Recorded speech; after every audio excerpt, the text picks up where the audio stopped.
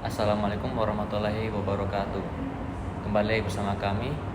Seperti biasa, perkenalkan nama saya Muhammad Rafli Abdardido serta teman-teman saya yang sampingkan saya, Perkenalkan, nama saya Wuri Sajjana Tama. yang samping kiri saya. Perkenalkan, nama saya Tiara Yuriansyah.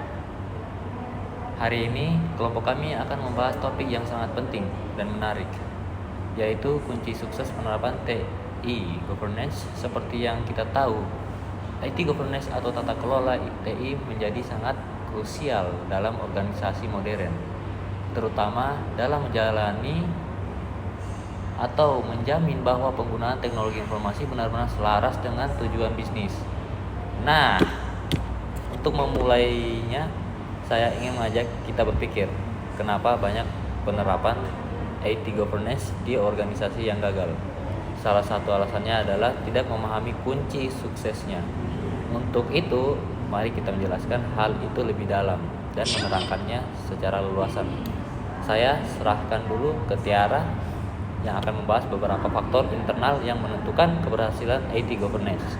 Baik teman-teman, kalau kita bicara soal kunci sukses, kita harus paham dulu bahwa keberhasilan IT governance tidak datang secara instan. Ada beberapa faktor internal dalam organisasi yang sangat memengaruhi.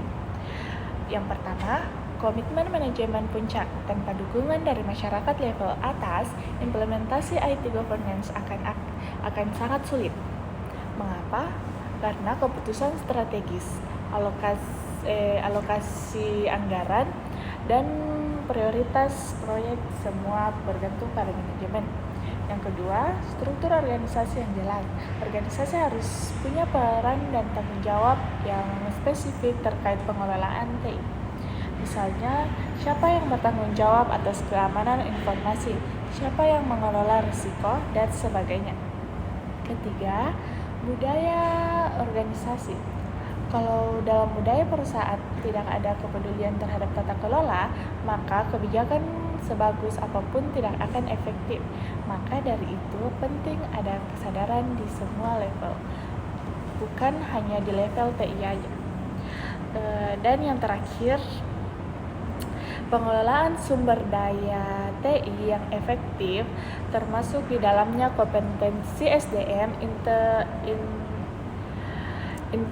infrastruktur, teknologi, dan proses bisnis yang selaras dengan TI.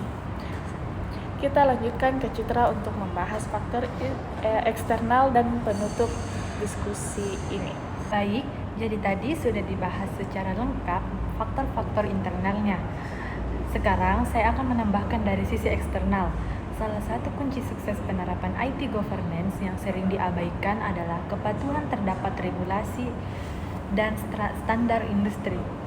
Organisasi harus memahami hukum dan kebijakan yang berlaku, seperti perlindungan data pribadi, standar keamanan TI, dan sebagainya. Ini penting agar penerapan tata kelola TI hanya tidak efektif, tapi juga legal. Kemudian, penggunaan framework yang tepat. Banyak organisasi sukses karena mereka menggunakan kerangka kerja seperti COBIT, ITIL, ISO atau IEC 38500 atau gabungan dari beberapa framework. Tapi perlu diingat, framework bukan untuk diikuti mentah-mentah, tapi harus disesuaikan dengan kondisi organisasi. Yang tak kalah penting adalah evaluasi dan perbaikan berkelanjutan.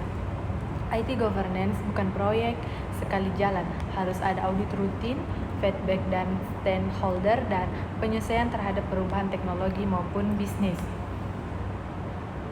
Untuk menutup diskusi kita hari ini, kami ingin menekankan bahwa kunci sukses penerapan IT governance bukan hanya soal teknologi, tapi juga soal manusia, proses, dan kepemimpinan. Jika semua unsur berjalan seimbang, maka tata kelola TI akan memberi manfaat maksimal bagi organisasi. Baik, itu tadi beberapa penjelasan yang dapat kami sampaikan tentang kunci suksesnya penerapan IT governance. Semoga dari penjelasan tersebut, para pendengar yang melihat video ini bisa memahami bahwa keberhasilan IT governance tidak bisa dicapai tanpa komitmen, struktur, ataupun kepatuhan dalam evaluasi yang baik. Kami dari kelas 2F pamit undur diri. Wassalamualaikum warahmatullahi wabarakatuh.